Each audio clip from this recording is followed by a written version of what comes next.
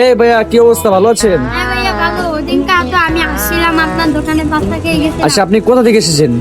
আমি আসছি ধানমন্ডি থেকে, এমনকি আমি গাড়িও পাই নাই, আমি বিমান দিয়ে এসেছি। ও মাই গড ভাই।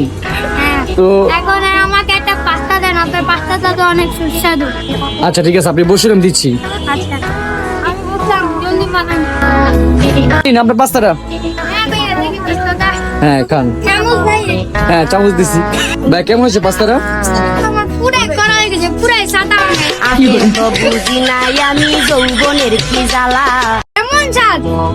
খেতেই খালি মজা, খেতেই মজা। যাক, আমি আপনি ধানমন্ডি থেকে, আমি হেলিকপ্টার থেকে এসেছি, এটা আমার সফল হয়েছে। থ্যাংক ইউ, আবার আসবেন অবশ্যই।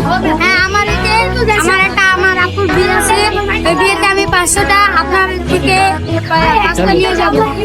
আচ্ছা ঠিক আছে, আল্লাহ আচ্ছা হাফেজ। ভাই, আল্লাহ হাফেজ।